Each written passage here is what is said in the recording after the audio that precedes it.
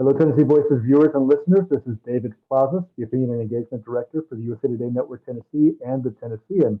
I'm delighted to have as my guest today Jose Gonzalez, who is the co-founder of Conexion Americas, which has served for 20 years the Latino community in Middle Tennessee. He's also a faculty member at Belmont University. Jose, how are you doing today? Doing great, doing great. Glad to finally find the time to come and chat with you today. So thanks, glad to be here. No, I'm glad you're here. And when I finally got you on, I've learned that you are moving on from Conexión Americas. But before you talk about what's next, can you talk a little bit about, as the co-founder of this organization that has been profiled by everyone from The Economist to other organizations, how did this start, and could you take us through that journey over the last couple decades? Yeah, well, very timely, right? Because this week is the first week that I'm officially sort of in the transition mode. For the next couple of months, I'll be just doing the offboarding of making sure that everything needs to be in place so that I can totally sort of be off the clock by the end of our fiscal year, which is in June. And so it's very timely for me to kind of sit and reflect about Conexión.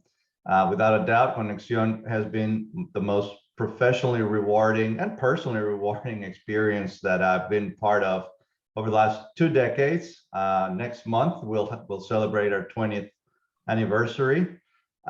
It started at a time where Nashville was a very different place from what it is today. And it's just been a great journey, both from a professional perspective, as well as for me from a personal perspective, to really be part of the changing fabric of Nashville over all these years. Many people know that I'm one of 3 co-founders. Many people know my co-founder, Renata Soto. Many people don't know the 3rd co-founder because she was only with us for about 5 years before she retired and moved back to her home country of Colombia, Maria Clara Mejia. But it really started, as many of these ideas started, on the back of a napkin. The story could take 2 hours, right? But it really started actually on the back of a pizza box, having dinner over at Renata's house a while, over 20 years ago, maybe 21 years ago. And again, this was a time when the Latino community, and in particular the immigrant community, had started to grow exponentially in Nashville at a time where there was not a lot of organizations that were serving or focused on serving the needs of the Latino immigrant community. And so we created Conexión with the impetus of creating being the voice for all these people that were moving to town, but also just really understanding as people were moving to Nashville, whether they were moving from other parts of the country or from other parts of the world, like just helping people in their process of integration into the community, right? So we really took it upon us to try to understand what was that journey like in the early years of an immigration process, of an integration process into a new community. And we were lucky in that early on we created this construct around integration, and we said that integration happens around economic, social, or civic dimensions. And that really resonated with people, and we kind of structured our work around those 3 dimensions: economic integration, social integration, and civic integration. And we launched several programs that have become our marquee programs over time around entrepreneurship, around leadership development for parents, around education, of course, has been a very, very important central part.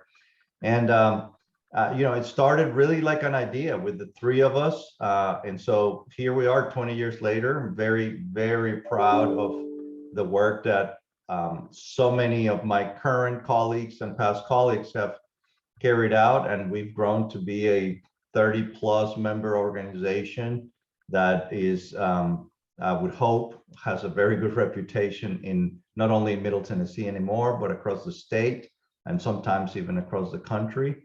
And it's just I'm proud, and it's just a good moment for me to sort of pass the baton and step away and let our new leadership to take the helm and take it to the next level. Yeah, I'm glad you talked about the changing Nashville. And I arrived just a few years after the results of the 2010 census. Back then, the Nashville Latino community was 10% of the population. Today, now after 2020, it's nearly 14%. And Tennessee has certainly grown tremendously over the years. But there was a very powerful moment. This was before my time. So if you were there, was the English only Mhm. referendum that occurred in 2009. And could you talk a little bit about what that meant? Because I know Connection was very much involved in advocacy against this particular measure. Yeah, yeah. I mean, when we look at the history, absolutely, that English only was a galvanizing moment for Nashville, right? There was at that point the anti-immigrant voices that had started to bubble up and started to be loud, and this proposed legislation that had been proposed at the city level to make English the official language. And it was more about the message and the messaging that was creating both here locally and really across the state and around the country. And so, as you say, Conexión took a very active role against it. Some of our board members certainly had leadership. And but the beautiful thing, looking back, it really is a case study around advocacy and rallying around a particular issue, because what was beautiful then was the very diverse cohort of supporting voices around the city that came out against it, because ultimately the message was, we want Nashville to be a welcoming place. We want to portray and brand Nashville as a welcoming place. We know that the presence of the immigrant community in town should be seen as an asset to this prosperity that at the time Nashville was, was already experiencing, right? And we want people to come and feel like this is a place where, regardless of where people come from, they can thrive and they can prosper. And so it was great to have people in the faith community, people in the corporate world, people in the nonprofit sector, government. I mean, it was great. There's this famous picture of the celebration on a stage where we had folks from, like, the CEOs of large corporations, and then the union leaders, and then we had multiple representation from different faith communities, right?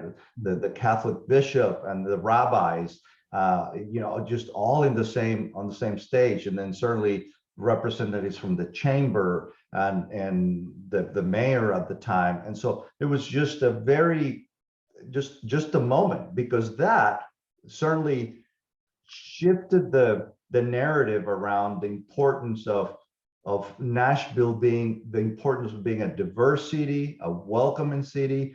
And not that we haven't had our challenges after that, and not that there's some of those voices that continue to not be very friendly, but overall, when compared to the rest of the country, I think that certainly it set the tone around this notion of everybody rowing in the same direction, and the way we spoke about the contributions and the value of having the immigrant population in our city really shifted then. So without a doubt, that was one of those moments that will forever, be in my heart, of something that we were very proud of doing back then. No, thank you so much for sharing that. I know that one of the disappointments in recent years was the tuition equality legislation that failed to pass by one vote in the House. And that was an interesting issue because for a while, it seemed like there was so much bipartisan support for allowing undocumented students to pay in-state tuition, as opposed to now they have to pay out-of-state, making it very difficult to conclude or to finish an education. After that happened, I know that there have been several measures in place, but that must have hurt a lot. I mean, how did you feel, and what was the response from Conexión after that? Oh man, yes, I know exactly the day that happened. I remember exactly where I was when I found out that it hadn't passed. I remember exactly who is the person that didn't show up, that should have showed up to vote for it, that was for it, and just didn't bother to show up to vote. And I, like many, just heartbroken and devastated because there was real, I mean, we thought we had it. We thought we had it. And again, it was just one person, one vote that sort of defeated the whole, and it just never, we just never recovered from that. And as you alluded to, even up to today, we don't have that tuition equality measure in our state universities. And it really hurt because one of the areas of focus for Conexion is precisely working with youth and preparing, helping students prepare for their college careers. And so we spend a lot of time. We know these people, we know these families, we've seen them grow. We know that their aspirations and their dreams, for many immigrant families, the reasons why they moved to the United States to perpetuate that message of, or that idea of, I want to provide something that's better opportunities for my children. And so education is such an important value for immigrant families. And so we just know, we've seen those, we see that how the trajectory financially, personally, economically, how the trajectory changes once somebody is able to like go to college and get a degree and kind of join that type of pursue their aspirations in that way. And so we just knew and saw all these dreams that were crushed from all the stakeholders that we were working with at the time, for whom the possibility of going to college just got erased, evaporated, because that vote didn't get casted.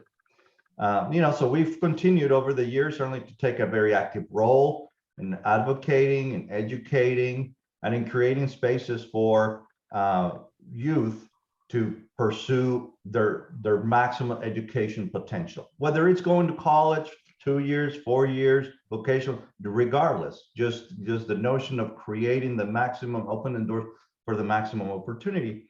So in that regard, I am very appreciative and thankful of what many of the local private universities have done, have been able to do. I mean, there's several of the universities that have been intentional about raising funds, creating opportunities, creating programs, elevating the students. And so, the reality, the challenge is that becomes a more expensive proposition for the private institutions. And so it's not the solution, and there's not the answer for all. But I am proud. I would be, I don't know the numbers, but I would not be surprised if Nashville's efforts around like the private higher education institution hasn't yielded some of the higher output of students that have been able to pursue their dreams that direction.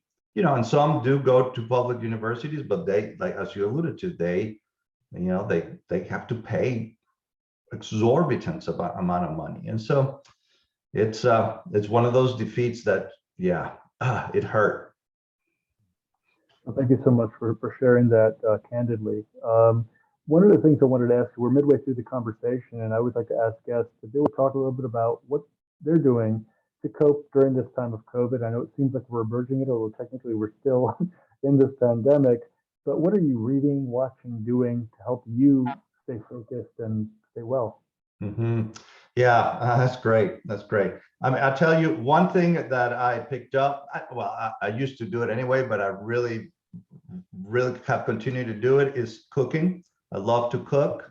And so I do it more than I used to. I've gotten better at it, and I have a lot of fun doing it. So that I've kept up that.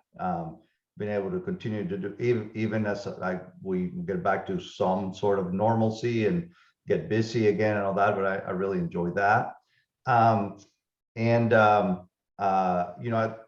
Listening to podcasts, listening to, just of course, like many, we put our headphones on and went outside a lot and walked around. And so I still do that a lot. Just you see me walking around the greenways, I often have my headphones on and I'm listening to a podcast here or there, just to just listen to different perspectives about different themes, different topics. And so I'd say those are the two primary things that at some point, this lasted about 2 months, but I started to paint when I was a child. I used to paint with my grandmother. That was one thing that we did growing up. She and I would go to painting classes. And so I'm not talented at all, but during the pandemic, I picked it up for a couple of months. And so I did a couple of things, and that was fun. But I wish I was more talented, so I would do it more, but it was fun while it lasted. No, thank you so much for sharing. I can imagine what beautiful memories it was to think about your grandmother during Yeah, that time. I yeah, know yeah, absolutely. I've been thinking a lot about the last couple months of representation of Latinos in media, and you just made me think about the Abuela in Encanto, which I don't know if you've seen the movie, but it's a delightful movie that reminds me a lot about my family, a lot of the intergenerational issues, whether it was the trauma that occurred or whether it was also the many happy memories that come from that. And, this is one of the delightful things about being able to share this experience with someone who, has a background. I mean, there are many cultures, I think, who are like that, but this is definitely one of those unique things. But let me talk to you a little bit about your own background, about your origin story.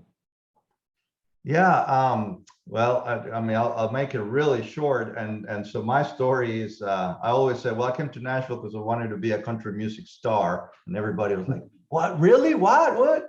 And, that's a short-lived joke. But I moved to Nashville because I actually got married to one of the few local Nashvillians that are still around.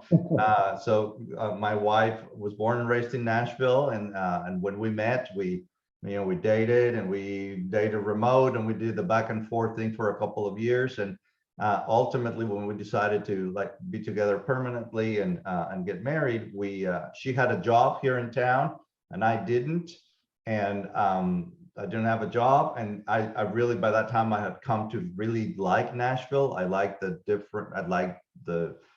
city. I like the outdoors, all the green spaces. I grew up in Mexico City, which there wasn't a lot of green spaces, and so I really that was appealing to me. And by that time, I already had some friends, and I said, well, we'll settle in Nashville, at least for a few years until we get our feet on the ground. And here we are, 28 years later. And Nashville is home. I cannot imagine moving anywhere else in the country. I've had opportunities to consider that, and it's just Nashville I grew into it, and it grew into me, and this is home. And so we're here. It's a great place, and we had our children here, we have our family here, we have our network here, certainly both professionally and personally. This is home. This last year was the year that I crossed the line where I have spent more time in Nashville than I did in Mexico and so again, congratulations. And I should also tell people that you're distinguished. I should have addressed you as Dr. Gonzalez, because that's a huge achievement in the last couple of years. And also you've been awarded for your acumen in financial management. That is your main gig, and you also teach business and management there at Belmont University. So tell us a little bit about how you got into the world of finance, because it's an area where it's certainly underrepresented when it comes to professionals of color and Latino professionals, but it's a very important role. Yeah. Well, so my undergraduate degree back in Mexico was in accounting, not in finance, was in accounting. And so when I first moved to Nashville, I started working in public accounting. And so I worked in public accounting for about 4 or 5 years with a friend of mine that hired me to work in his small accounting firm. But he was also very entrepreneurial. And so as I started to interact with entrepreneurs, the connection of entrepreneurship and financial management really intrigued me, and I really liked it. And so that's sort of what shifted my focus away from just being just an accountant or a finance person into really like the aspect of creation, of having an entrepreneurial mindset and developing something and growing something, but with a business acumen, right? And so I went back to graduate school. And so when I graduated from graduate school, by that point, I really had identified this entrepreneurial juices that I had in mind, that I wanted to do something of my own. And it's a much longer story, but that's what ultimately ended up with, all right, let's start Conexion. Although it's a nonprofit, right? It's a nonprofit that, again, grew to having a $5-6 million a year budget, and so that and some of the other things that I got involved in really allowed me to like grow and learn and really connect two things that are very important to me, which is just the solid financial management and how business works, how small businesses work, with the whole notion of entrepreneurial development, especially in while I'm certainly interested in like the big venture deals and what happens in venture capital space and those types of things, I'm really more interested in entrepreneurship, like mainstream entrepreneurship, right? It's just what happens in the neighborhoods and what happens with underrepresented entrepreneurs, or in pockets of industry that are not the big fancy ones like technology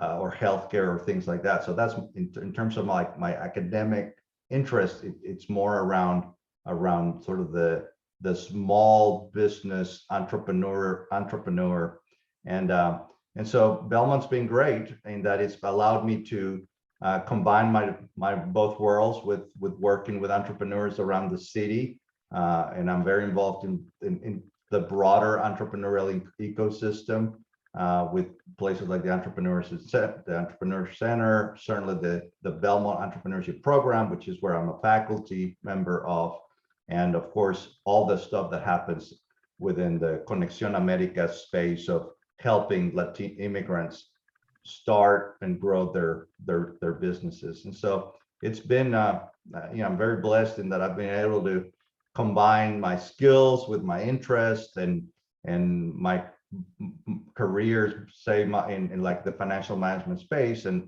education, because at the end of the day, I like doing a lot of things, but at the end of the day, one of the things that I enjoy the most is being an educator, being a mentor and working with people, young and old, who has an idea, who want to develop it, who want to grow it. And so it's both Belmont, of course, provides me that opportunity, and I've been able to do that for years at Conexion in a very meaningful way for me.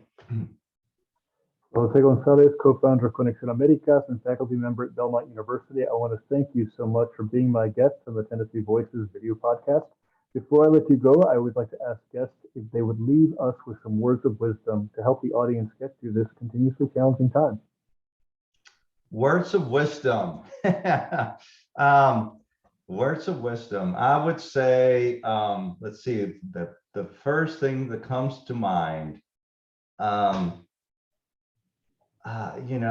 it's the journey is not a straight line, and the journey is more like this. But if you have an aspirational direction of where you want to go, just keep pushing, and half of the journey is just showing up. So show up, deliver what you say you're going to do, and you're bound to move forward on your goals. Thank you so much, Jose. May you stay well and healthy. And again, I'm so grateful for you appearing on the show today. Well, you do the same. It's great to see you always. Thank you, David. All right. Hasta luego. Gracias. Ciao.